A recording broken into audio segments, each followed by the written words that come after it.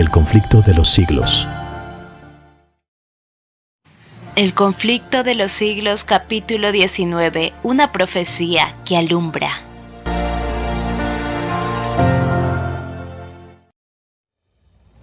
Un agricultor íntegro y de corazón recto que había llegado a dudar de la autoridad divina de las Santas Escrituras, pero que anhelaba sinceramente conocer la verdad, fue el hombre especialmente escogido por Dios para dar principio a la proclamación de la segunda venida de Cristo. Como otros muchos reformadores, Guillermo Miller había batallado con la pobreza en su juventud y así había aprendido grandes lecciones de energía y abnegación. Los miembros de la familia de que descendía se habían distinguido por un espíritu independiente y amante de la libertad, por su capacidad de resistencia y ardiente patriotismo, y estos rasgos sobresalían también en el carácter de Guillermo. Su padre fue capitán en la Guerra de la Independencia norteamericana, y en los sacrificios que hizo durante las luchas de aquella época tempestuosa, pueden atribuirse las circunstancias apremiantes que rodearon la juventud de Miller.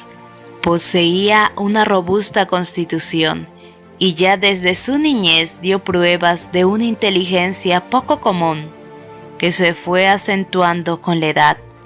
Su espíritu era activo y bien desarrollado, y ardiente su sed de saber. Aunque no gozara de las ventajas de una instrucción académica, su amor al estudio y el hábito de reflexionar cuidadosamente, junto con su agudo criterio, hacían de él un hombre de sano juicio y de vasta comprensión. Su carácter moral era irreprochable y gozaba de envidiable reputación, siendo generalmente estimado por su integridad, su frugalidad y su benevolencia. A fuerza de energía y aplicación no tardó en adquirir bienestar, si bien conservó siempre sus hábitos de estudio. Desempeñó con éxito varios cargos civiles y militares, y el camino hacia la riqueza y los honores parecía estarle ampliamente abierto. Su madre era mujer de verdadera piedad, de modo que durante su infancia estuvo sujeto a influencias religiosas. Sin embargo, siendo un niño tuvo trato con deístas, cuya influencia fue reforzada por el hecho de que la mayoría de ellos eran buenos ciudadanos y hombres de disposiciones humanitarias y benévolas. Viviendo como vivían en medio de instituciones cristianas, sus caracteres habían sido modelados hasta cierto punto por el medio ambiente. Debían a la Biblia las cualidades que les granjeaban respeto y confianza. Y no obstante, tan hermosas dotes se habían malogrado hasta ejercer influencia contra la palabra de Dios. Al relacionarse con esos hombres, Miller llegó a adoptar sus opiniones. Las interpretaciones corrientes de las Sagradas Escrituras presentaban dificultades que le parecían insuperables. Pero como, al paso que sus nuevas creencias le hacían rechazar la Biblia, no le ofrecían nada mejor con que sustituirla, distaba mucho de estar satisfecho. Sin embargo, conservó esas ideas cerca de 12 años, pero a la edad de 34, el Espíritu Santo obró en su corazón y le hizo sentir su condición de pecador. No encontraba en su creencia anterior seguridad alguna de dicha para más allá de la tumba. El porvenir se le presentaba sombrío y tétrico. Refiriéndose años después a los sentimientos que le embargaban en aquel entonces, dijo: el pensar en el aniquilamiento me helaba y me estremecía, y el tener que dar cuenta me parecía entrañar destrucción segura para todos. El cielo antojábaseme de bronce sobre mi cabeza, y la tierra hierro bajo mis pies. La eternidad, ¿qué era? Y la muerte, ¿por qué existía? Cuanto más pensaba, tanto más divergentes eran las conclusiones a que llegaba. Traté de no pensar más, pero ya no era dueño de mis pensamientos. Me sentía verdaderamente desgraciado, pero sin saber por qué. Murmuraba y me quejaba, pero no sabía de quién. Sabía que algo andaba mal, pero no sabía ni dónde ni cómo encontrar lo correcto y justo. Gemía, pero lo hacía sin esperanza. En ese estado permaneció varios meses. De pronto, dice, el carácter de un Salvador se grabó hondamente en mi espíritu. Me pareció que bien podía existir un ser tan bueno y compasivo, que expiara nuestras transgresiones y nos librara así de sufrir la pena del pecado. Sentí inmediatamente cuán amable había de ser este alguien, y me imaginé que podría yo echarme en sus brazos y confiar en su misericordia. Pero surgió la pregunta, ¿cómo se puede probar la existencia de tal ser? Encontré que, fuera de la Biblia, no podía obtener prueba alguna de la existencia de semejante Salvador, o siquiera de una existencia futura.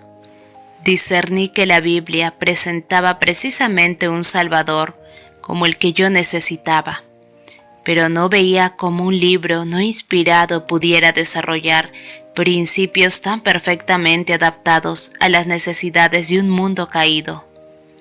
Me vi obligado a admitir que las Sagradas Escrituras debían ser una revelación de Dios. Llegaron a ser mi deleite, y encontré en Jesús un amigo.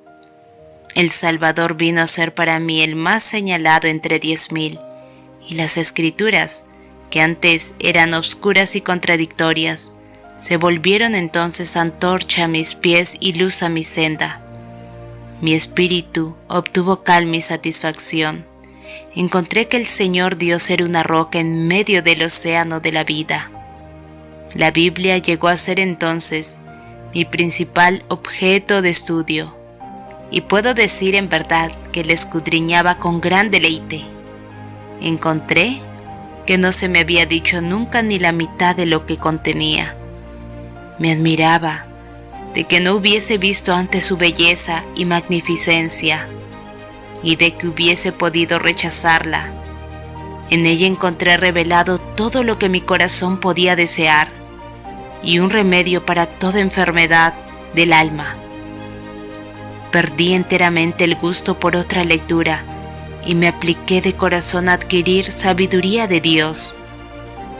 Miller hizo entonces pública profesión de fe en la religión, que había despreciado antes, pero sus compañeros incrédulos no tardaron en argumentar todos aquellos argumentos de que él mismo había echado mano a menudo contra la autoridad divina de las Santas Escrituras. Él no estaba todavía preparado para contestarles, pero se dijo que si la Biblia es una revelación de Dios, debía ser consecuente consigo misma, y que habiendo sido dada para instrucción del hombre, debía estar adaptada a su inteligencia. Resolvió estudiar las Sagradas Escrituras por su cuenta y averiguar si toda contradicción aparente no podía armonizarse, procurando poner a un lado toda opinión preconcebida y prescindiendo de todo comentario. Comparó pasaje con pasaje con la ayuda de las referencias marginales y de la concordancia. Continuó su estudio de un modo regular y metódico, comenzando con el Génesis y leyendo versículo por versículo. No pasaba adelante sino cuando el que estaba estudiando quedaba aclarado, dejándole libre de toda perplejidad. Cuando encontraba algún pasaje oscuro, solía compararlo con todos los demás textos que parecían tener alguna referencia con el asunto en cuestión.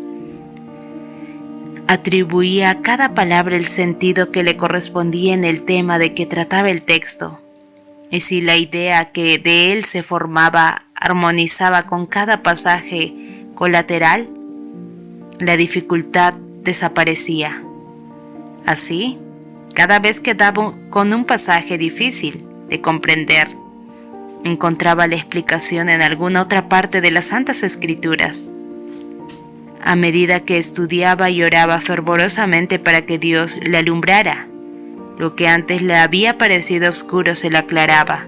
Experimentaba la verdad de las palabras del salmista. Al abrirse iluminan tus palabras, haz entender a los sencillos. Salmo 119, 130. Con profundo interés estudió los libros de Daniel y el Apocalipsis, siguiendo los mismos principios de interpretación que en los demás libros de la Biblia, y con gran regocijo comprobó que los símbolos proféticos podían ser comprendidos. Comprendió que, en la medida en que se habían cumplido, las profecías lo habían hecho literalmente, que todas las diferentes figuras, metáforas, parábolas, similitudes, etc., o estaban explicadas en su contexto inmediato, o los términos en que estaban expresadas eran definidos en otros pasajes y que, cuando eran así explicados, debían ser entendidos literalmente. Así me convencí, dice, de que la Biblia es un sistema de verdades reveladas dadas con tanta claridad y sencillez, que el que anduviere en el camino trazado por ellas, por insensato que fuere, no tiene por qué extraviarse. Eslabón tras eslabón de la cadena de la verdad descubierta vino a recompensar sus esfuerzos, a medida que paso a paso seguía las grandes líneas de la profecía.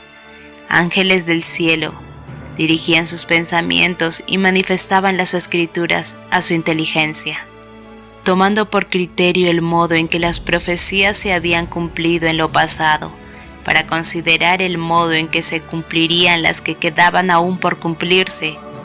Se convenció de que el concepto popular del reino espiritual de Cristo, un milenio temporal antes del fin del mundo, no estaba fundado en la palabra de Dios.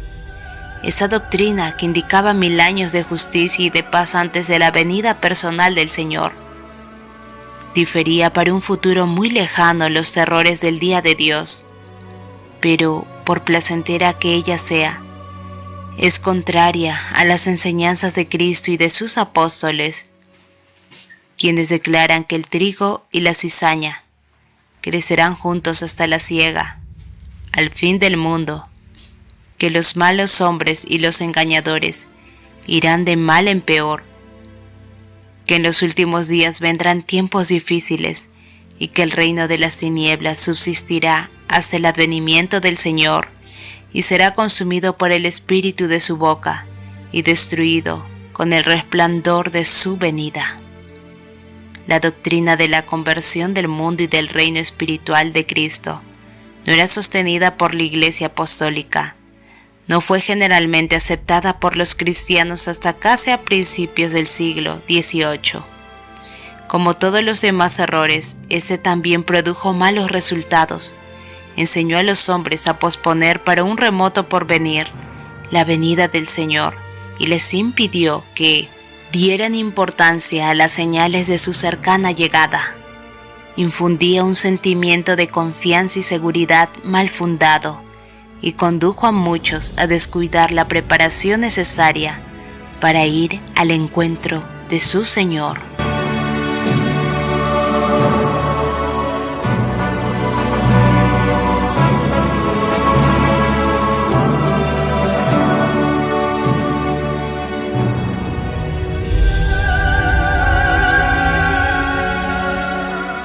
Continuaremos.